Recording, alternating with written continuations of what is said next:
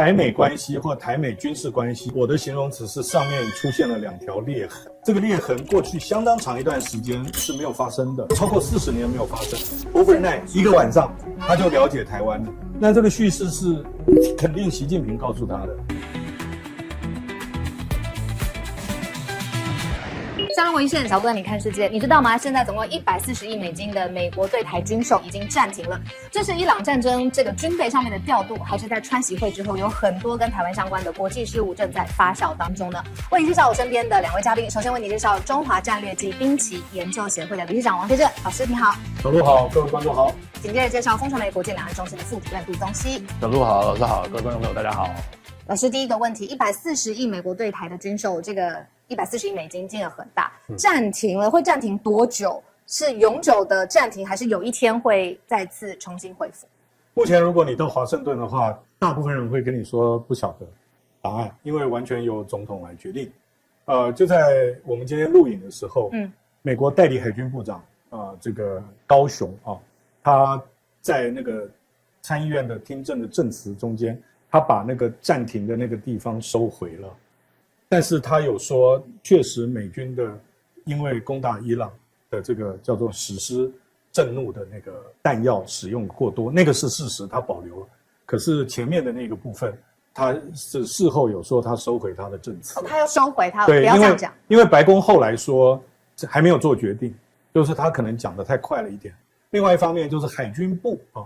的代理部长，他会参与一些会议的讨论，但是他并不是主要决策者，尤其是对台军售的部分，并不是他的业管。其实他在听证会上面也说了，他自己也说了。对对对，所以目前来讲的话，就是要看川普怎么做决定。有一种说法，或者是说比较多的人相信，川普可能在习近平回访白宫之前，他可能会觉得说要保留这个面子给这个习近平。如果就直接宣布了，很可能会有一些问题。那么另外还有几个说法，大家听一听。一个说法就是说，我们把这个140亿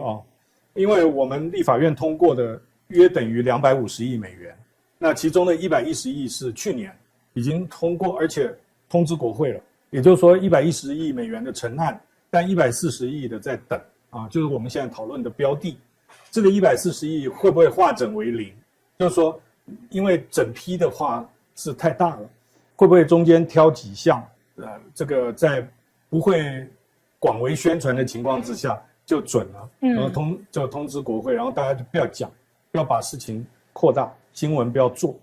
也有一种说法是这样。理解。那宗熙的你的看法呢？就是这件事情，无论有没有暂停，有没有收回，这毕竟是川习会之后发生的嘛？你怎么看这个事态的变化？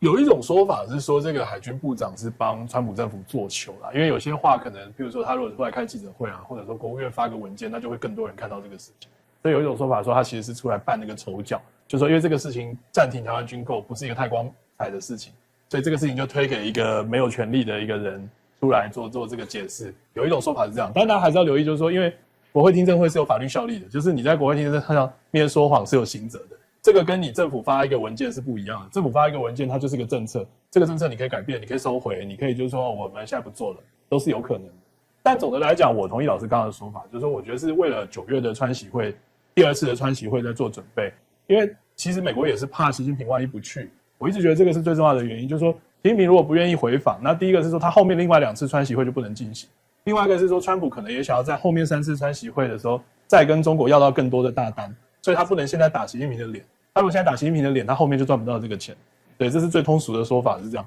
我跟你们说，最近我看到一个数据超级惊人的，就是我发现其实有非常多的人在看下班国际线，但是呢，有1半以上的人没有订阅。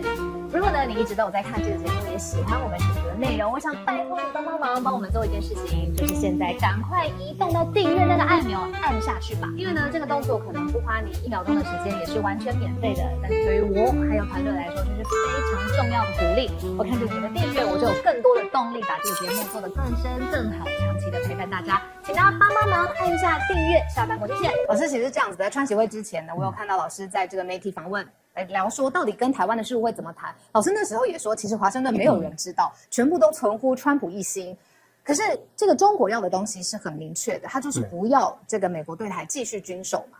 那接下来这件事情会怎么演变呢？其实这次川习会，我们经过了一段时间沉淀以后在我的讲法，就是这个基石这个 cornerstone， 这个基石还是很稳固的。谁跟谁？我们台美关系或台美军事关系、安全合作关系，这个基本上还是坚若磐石，这个没有动。但是呢，我的形容词是上面出现了2条裂痕。这个裂痕过去相当长一段时间是没有发生的，而且超过40年没有发生。第一个裂痕就是台湾议题或台湾问题被放在桌子上，由中美2国元首直接对话中间提到这个问题。那在公开有照相的部分是习近平在这个有媒体在的时候讲的台湾问题。那另外就是川普在接受媒体访问的时候说，我们谈了一整晚台湾的问题。那显然就是这样桌上，这第一条裂痕。第二条裂痕就是军售问题。但军售问题是我们其实早在2月份的时候就有感了，因为2月4号川习通话时间非常长，有2个小时，中间发布的新闻就说川普要求习近平要求川普在对台军售事务上面要慎重，他用的英文字叫 prudent。那之后隔了12天，川普在空军1号的飞机上面被记者追问说你跟那个对台军售事情怎么样，川普就说我们现在正在谈。所以从我的警报是从2月16号就已经想到川习会之前。换句话说，就是对台军售在过去44年之间，美国从来不愿意让北京有任何说话的余地，而这一次是在川习会之前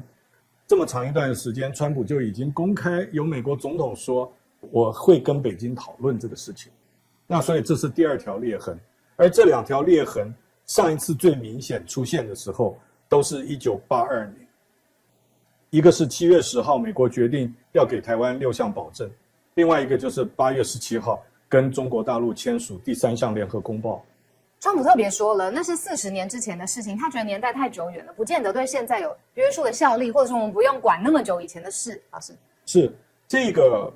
时间确实很久了这个44年前的事情，那个时候冷战都还没有结束了，对不对？那现在已经到了21世纪，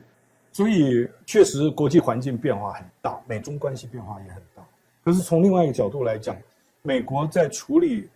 两岸事务，就是美国的中国政策，它一贯以来历任总统都是说一个中国政策包含了台湾关系法19793项联合公报是1972、79跟82，另外一个就是6项保证，6项保证也是1982。所以这3个所谓美国的一中政策的3个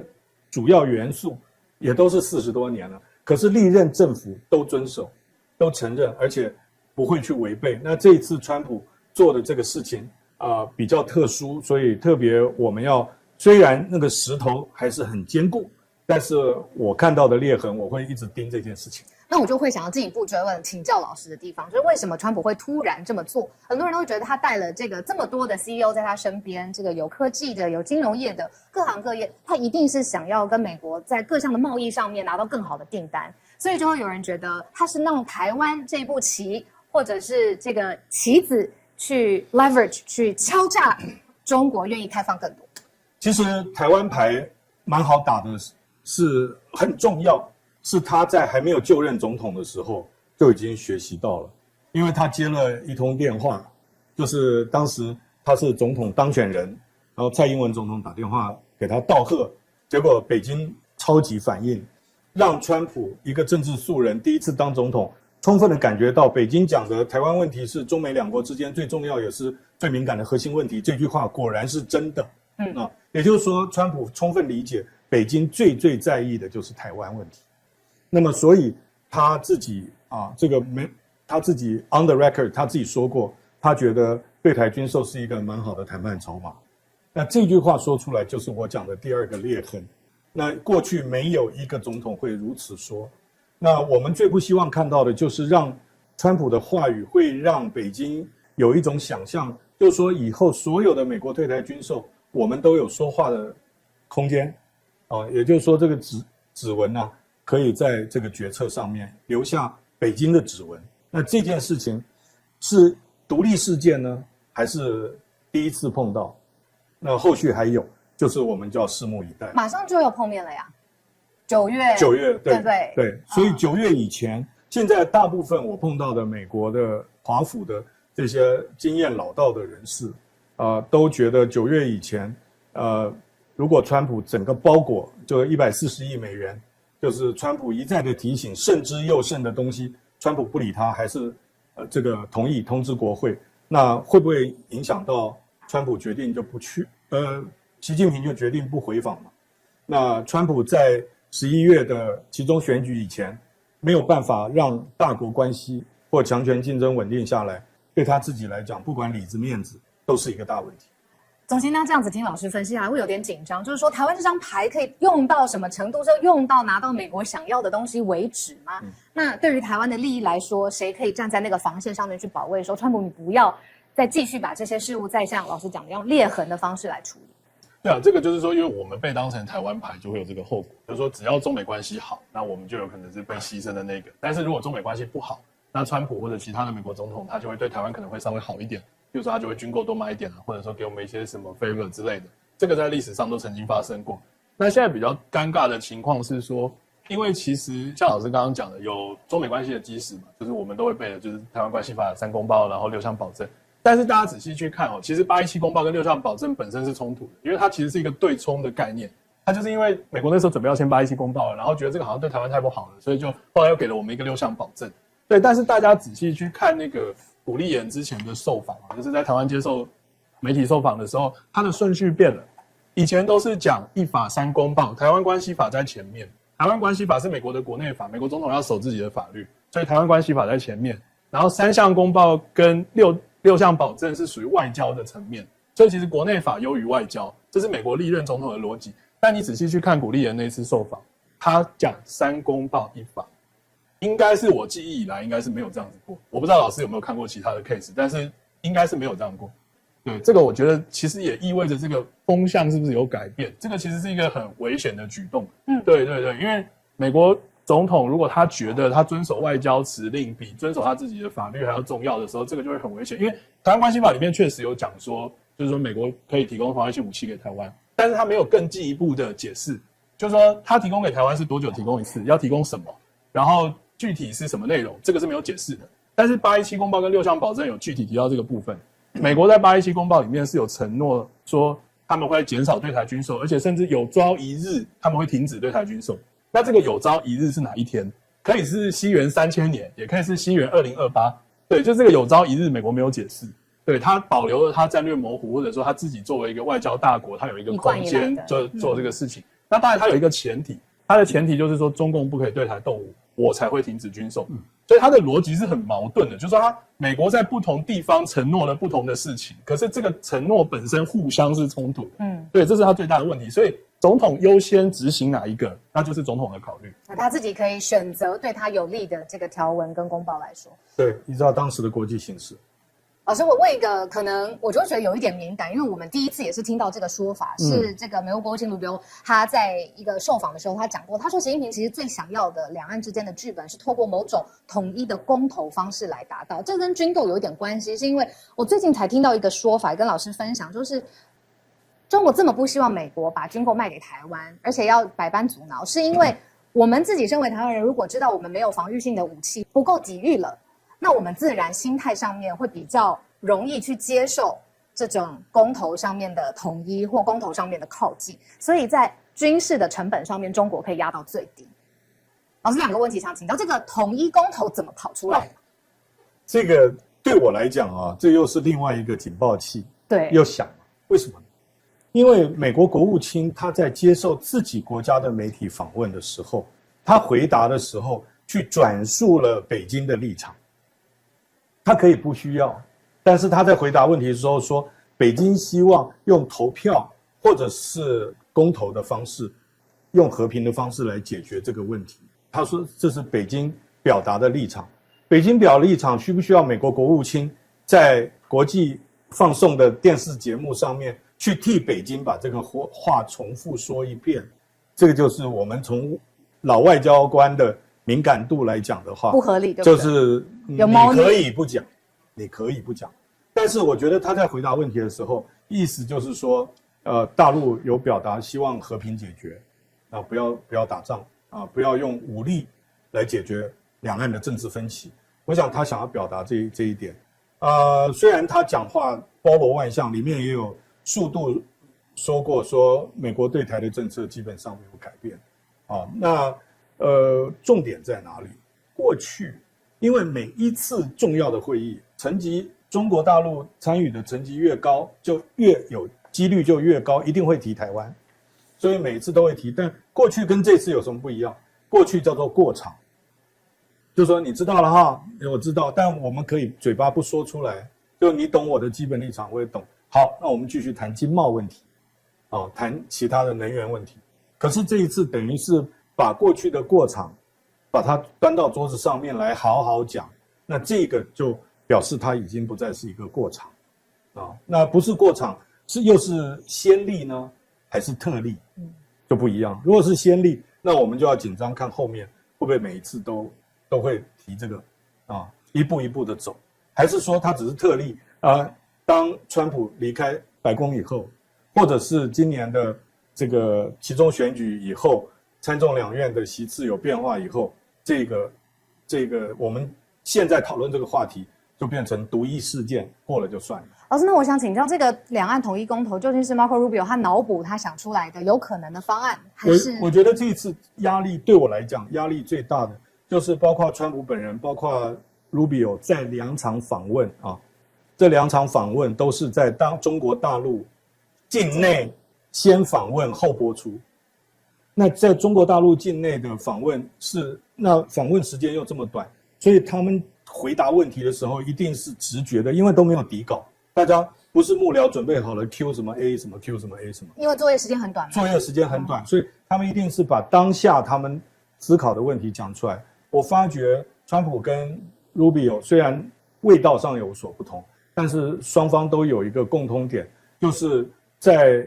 去陈述中国大陆的观点那个似乎是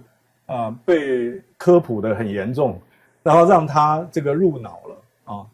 比如说川普，他惯性我们都知道，在你的节目也谈了很多的，比如说台湾很有钱台湾偷走我们晶片产业距离9500英里，这个是他竞选的时候就一直讲，因为他的记忆体是短暂的每一个 chip 都很短，但是一旦 chip 放进去要拔出来就很难。那我觉得这一次的那个 chip， 就是包括他讲说那个我现在了解台湾比了解任何其他国家都还多 ，overnight 一个晚上他就了解台湾了。那这个叙事是肯定习近平告诉他的。这有说服，有成功。对，就是说narrative 变成他说了算。我们在第一时间看到美国国务卿跟美国总统的反应，好像他们直觉的接受了北京的叙事。这是危险跟压力警报的来源。对。那中间就接着老师刚刚说的，我们之前也聊过，就是之前会搁置的或模糊的，现在全部放上台面来说了。所以其实好几个星期，不论是美国的主流媒体，或者是现在很红的各式各样个人的账号、公司的账号，全部都在谈台湾，这是很少见的，以密集的程度、媒体的剖析的程度，专门都在讲台湾这件事。那你觉得这代表什么意思？我觉得总体来讲，美国人这几年对台湾的关注度是有明显的提高，这个跟台积电跟两岸局势都有关系。那以前可能大家根本不知道台湾在哪里，但是因为媒体一直播，所以大家可能开始有一点概念，包含对台积电也开始有一点概念。那其实大部分的美国人，我觉得我自己感觉包含我看到的民调还有媒体的言论，其实我觉得大家还是支持台湾的。对，就是说不管是支持军售给台湾，还是说支持说如果万一有机会的话要打仗的话，美国还是会考虑要不要保卫台湾。对，因为我曾经有一个比较特别的经验，是我曾经跟川普2024年的一个乔治亚州的竞选总部的主任，我有跟他聊过天，在日本。对，然后他其实做过一个研究，在乔治亚州，在美国一个比较乡下的一个县，他做了一个民调。然后这个民调我其实我的报道也写过。对，就是说其实大概一半左右的美国人在乔治亚州他是愿意保卫台湾的，然后有一半是不愿意的，所以差不多是5比5。对，那大家如果对美国的那个地理有一点概念的话，这就好像就是说你跑到哪里去？你跑到南部去问大家说这个事情的感觉是怎么样？就乔治亚州不是一个很精英的地方，然后也不是一个很大城市的地方，但是就是说大家对这个有一个先入为主的印象。那我也跟他聊，那我就问他说，我说你对中国的感受，或者说当地对中国的感受是什么？对，其实因为中国对美国来讲是一个很遥远的东西，因为他讲了9500英里，不管对台湾、对日本、对韩国、对中国大陆，其实心理上是很远的，地理上也很远，因为很多美国人没有出过国，甚至没有离开过自己的家乡。对，那但是就是说这几年因为媒体一直洗脑，所以知名度就很高，可是他可能还是没有太多的概念，只是说现在可能大概不会把我们当成泰国，我觉得这个大概是确定的。对，那至于说他对台湾的局势了解多少，这个就是很仰赖总统或者政治记忆。那川普这次的表述里面有一个我觉得也蛮危险的，是说他有提到韩战，就是说他对台湾，他说他很了解台湾的时候，他重复了，就像老师讲的，他重复了中方的观点，然后他里面有谈到韩战，这个我就是也是我的警报器也是响起来，我觉得这个是很恐怖的事情。对，就是说如果他对台湾地位的解读是说，因为我们韩战以后怎样怎样怎样，那他其实对这个问题根本不太了解。对，我甚至就是像来过我们节目的那个林权忠老师，他讲说他川普搞不好根本不知道什么是6项保证，也是有可能的。以他这种反应的那个临场的那个状况，其实他根本不知道什么是6项保证，这是非常恐怖的事情。老师，可是讲到这边，我就有一个巨大的矛盾感，就是呢，在我们录影的今天呢，台湾现在股票的这个市值已经正式超越印度了。它其实从第6名变到第4名，花了非常短的时间之内。我就看到一派的说法是说，你收编一个这个 satellite 小岛是一件事情，那你要收编一个这个市值比日本、比印度都还要高的一个经济体，那就是另外一件完全不同的事情了。今年还有3次川习会碰面，怎么样去弥补？就是说，美国只会单方面的去接受到北京的叙事，台湾还能做什么？第一个啊，其实我们平心而论啊，那个同样发生在5月的，一个是川习会，一个是所谓的习普会。就是中俄的峰会，距离6天，这2个来讲的话，真正的国事访问应该是普京的比较像啊，包括有联合声明啊，包括其他的这个签了多少个备忘录。那在我们看到白宫事后公布的这个所谓事实清单 （fact sheets） 里面，除了农牧产品跟波音飞机以外，都没有写数字的，都是意向书，都是说哦，我要缓解你对稀土的这个忧虑啊，或者是关切，那这些东西还需要时间验证，所以我才会认为这是连续剧的第1集啊，就是说每一项都留了尾巴，包括对台军售，都需要在下一次川习会或者是习近平回访白宫进行国事访问的时候，可能才会有最后的定论。毕竟中美之间因为关税啊，也很多次延后决策。这个是发生过的。那后面的还有2次，一次是11月17、18的，在中国深圳的 APEC， 还有12月14、15在美国迈阿密的 G20 峰会，这2个都会是在美国期中选举之后。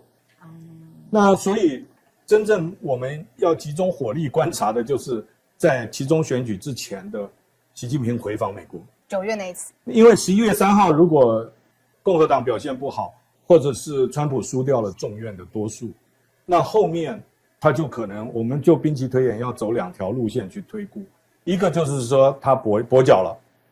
那个美国光国会就会弄他，卡住他，对，有很多东西他撤走，挚爱难行。另外一种就是他不认输，他反而更需要外力来帮助他来对抗国内的压力，所以他反而会让更多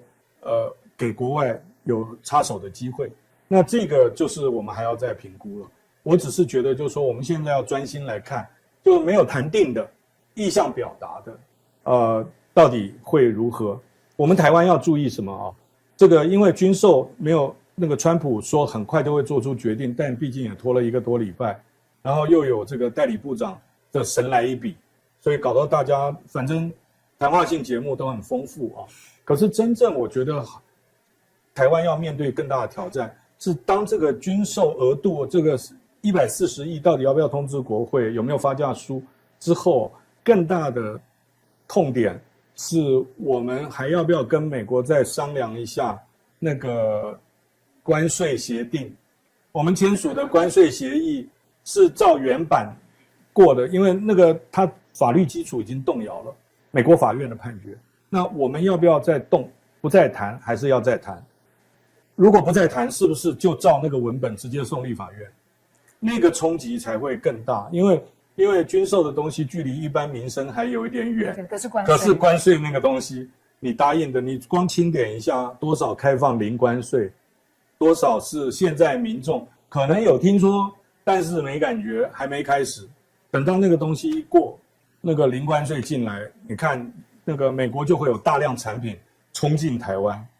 那到时候会不会影响到9合1选举？我觉得可能我们国内政治人物更关切不是8年中要编多少钱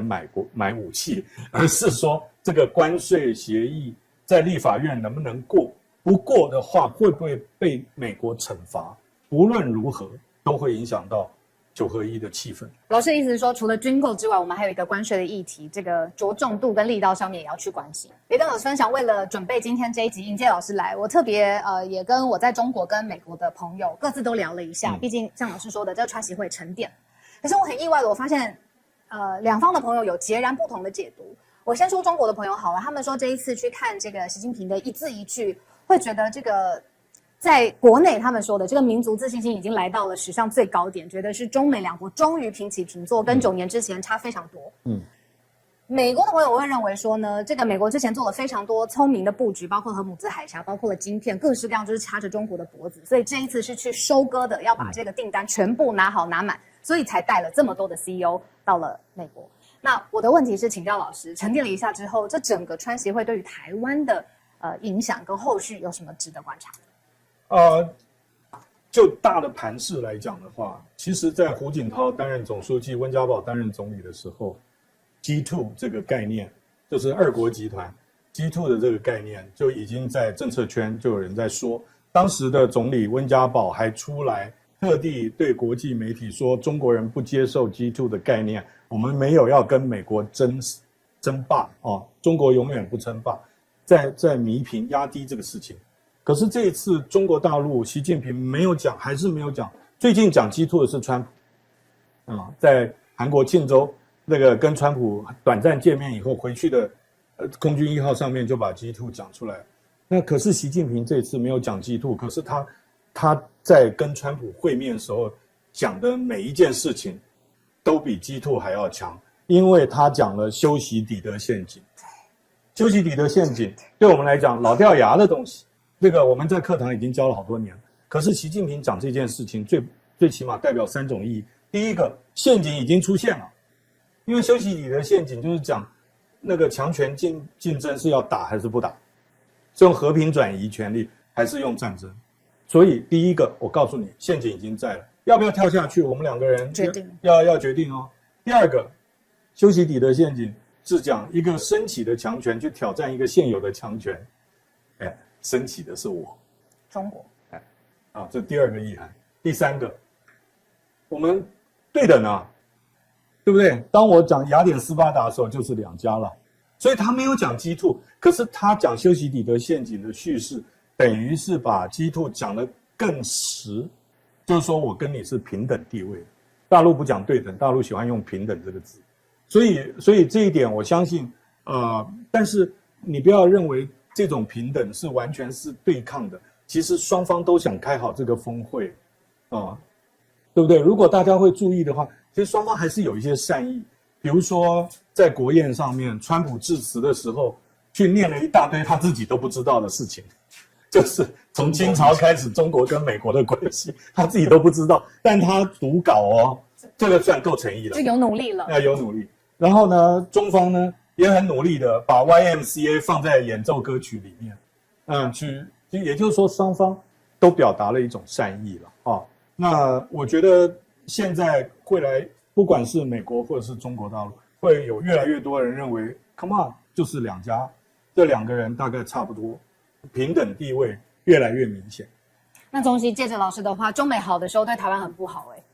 对啊，这就是比较尴尬的事情。因为我上礼拜有问那个高德斯坦，就是他在台湾很红嘛，因为他骂赖清德，我有问他，他有回我 email， 他跟我说，我觉得他解释很有趣。他解释就是说，现在跟以前不一样的差别，其实他的认为是说，因为其实川普或者美国已经开始认识到，就是说他其实没有办法再打败中国了，因为中国不是崛起中的国家了，已经平起平坐了。就是说美国也有这样的声音出来，那当然在大陆都是这样子的声音。不过我自己的感觉是，美国的主流还是对于川普这次的让步感到很 shock， 就不管是媒体还是学者，就是说大家惊讶的不是习近平提这些东西，大家惊讶的不是提这个中美什么什么关系，或者是大国，或是 G2 或者休息的，对，大家惊讶的是川普为什么会同意这件事，你到底是什么原因同意这件事？这个是现在华府的很多学者智库大家都很 confused 的问题。说同意什么？同意中国提出来的框架，然后这个气氛非常的友好，然后大家知道就是说大陆的外交非常讲究这个气氛，就是说这个气氛很友好，我们就可以再见下一次。然后下一次我们就可以再谈更多。我在以前的节目也讲过，就是我觉得最好的例子是澳洲。澳洲2022年也是走这个模式，就是说先从 G20 大家场外会面，然后后来就是澳洲现在总理还是他，澳洲现在的总理 Albanese 他跑去北京访问，然后他也去了天坛，一模一样的故事。所以其实他是有一个 SOP 的，我觉得就是说对北京来讲，其实他有一个 SOP。那只是说美国愿不愿意配合北京的 SOP 就很重要，但川普配合，这就是最神奇的一个地方。那9年前开启的这个中美经贸战或是科技战或是什么的也是川普，那9年后怎么会变成这样子？那我们以前常讲的话叫时空背景不同，对，看你接不接受这个解释，时空背景不同。对，川普第一任期他自己扮演抗中一哥，对带头，对，反中抗中，